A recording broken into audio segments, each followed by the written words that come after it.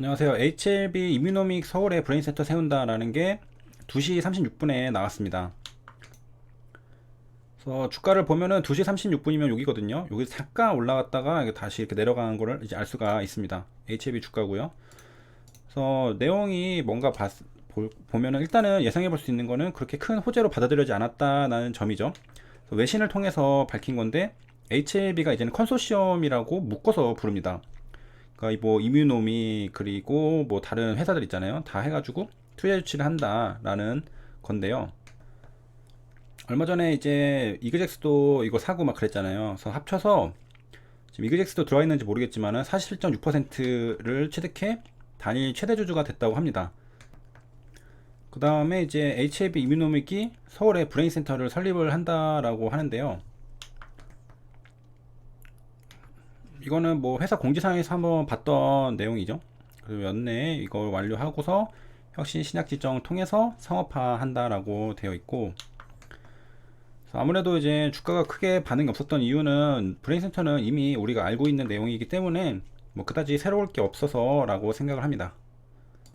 그 다음에 이거는 이제 어제 나온 기사인데 뭐 의미가 있나 싶어서 올리진 않았는데 코넥스 상장한다고 합니다. 단디바이오가 말이죠. 이건 넥사 관련된 거고, 이게 24일부터 오늘부터 이제 매매 거래가 개시된다라고 합니다. 그래서 일단은 뭐 간단하게 코넥스가 뭔지에 대해서 나무위키 찾아보면 쉽거든요. 그래서 뭐 시장 개장식 이렇게 있고, 그 대한민국 주식시장 중 하나라고 합니다. 제3시장이라고 하고 한국거래소에서 운영하고, 그래서 코스닥 시장에 상장할 요건이 안 되는 중소기업들을 지원한다고 하니까 지금 단디바이오는 코스닥 시장에 상장할 요건이 안 돼 있는 거라는 걸 알 수가 있죠. 그리고 이제 중소기업을 지원하기 위해서 그런 이제 주식시장이다라고 합니다. 원래 3시장에 불리던 프리보드는 4시장을 밀렸다라고 하네요. 그래서 아무래도 이제 주력은 코스피랑 코스닥이니까 이와 그 달리 이제 뭐 주가지수 코스닥 뭐 코스피 뭐 1400 뭐 이런 거는 이제 그 산출하지 않고 있다고 하는 거죠. 코넥스가. 그 다음에 이제 4시장으로 밀린 게 그 프리보드인데요. 프리보드도 간단하게 보면은 코스피, 코스닥, 코넥스가 3시장, 그리고 이 프리보드가 4시장입니다. 그래서 KOTC 시장으로 명칭이 2014년에 바뀌었다고 하는데요. 다시 이제 돌아와서 그럼 그 코스닥 상장 요건은 뭘까? 코넥스는 뭐고? 그래서 여기에 어떤 점이 안 돼서 코넥스에 상장했을까를 보면은 일단 코스닥은 벤처기업이겠죠. 단디바이오는 자기 자본이 15억 이상, 시가총액이 90억 원 이상이어야 됩니다.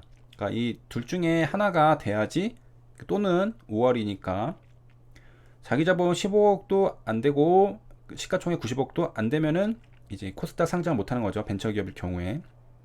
그다음에 감사 의견은 최근 사업연도 적정. 이게 안 될 수도 있죠. 단디바이오는 아무래도 바이오 업종이다 보니까 사업연도 그 회계감사 같은 거 했을 때 계속 적자라서 좀 힘들 수도 있다라고 생각할 수도 있고요. 경과 연수는 3년. 또 이것도 있죠. 단디바이오가 아직 3년이 되지 않은 신생 기업이라서 그럴 수도 있고, 그 다음에 뭐 주식양도 이런 거 없을 때. 그래서 이 네 개 중에서 하나가 안 되면은 뭐 코스닥 상장이 안 되겠죠. 그래서 코넥스는 또 이게 된다. 그러면은 이제 뭘 볼 수 있냐? 코넥스 상장했다는 것은 일단은 이거는 괜찮다는 거죠. 감사 의견 이제 적정은 이제 오케이.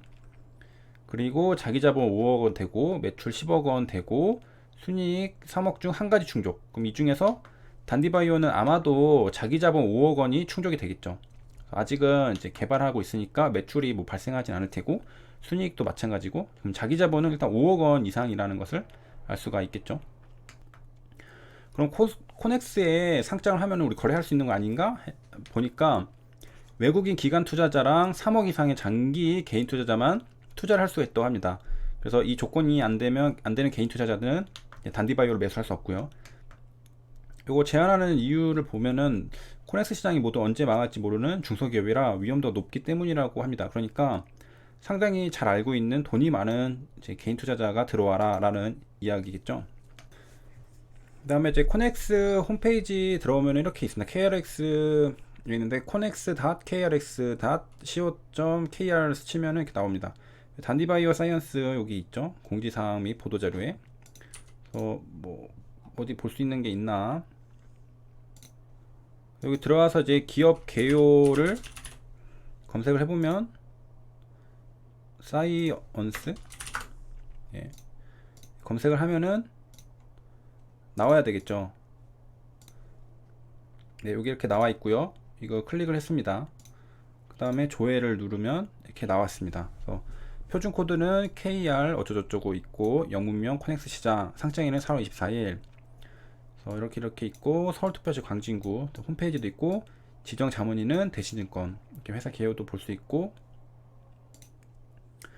이제 그 오면은 이제 단디바이오에 대해서 설명을 해주고 있습니다. 그래서 그 누가 설립을 했고, 어떤 파이프라인을 가지고 있는지 설명이 나와 있습니다. 이것도 HBS에 구축을 해가지고 같이 뭐 잘해본다라고 하고요. 그래서 뭐 딱히 이제 특별한 내용은 더 없기 때문에 이제 월가 투자자 그룹들의 성적표를 한번 본다라고 합니다. 그래서 최고는 JP모간 헤드라고 합니다. 마르코 콜라노비치, 최악은 레이 달리오가 그 최악이네요. 레이 달리오 유명한데. 그래서 얼마 전에 이제 인터뷰를 좀 찾아보다가 이제 말았는데 돈을 많이 풀어서 문제다라고 했던 것 같습니다. 이분이 이제 최고라고 하는데요. 이분은 예상을 했습니다. 헬스케어 등 경기방어주에 거품이 끼었다라고 했는데 일주일이 채 지나지 않아서 조정이 시작됐습니다. 반등 타이밍도 정확히 맞췄다고 하는데요. 그래서 3월 24일에 40%가량 상승할 것이라고 전망을 했는데, 그러니까 양방을 맞췄기 때문에 1등이 된 거죠. 이분이 이제 앞으로 예상한 거는 내년 상반기 2021년 상반기 중에 사상 최고 수준을 회복할 것이다. 페드의 유동성을 풀어놓은 게 일시적 실적 악화보다 훨씬 효과가 크다라는 거죠. 이제 워런 버핏 얘기가 나와 있는데, 워런 버핏은 조정장에 현금을 확보하고서 별다른 움직임을 보이지 않고 있다고 합니다.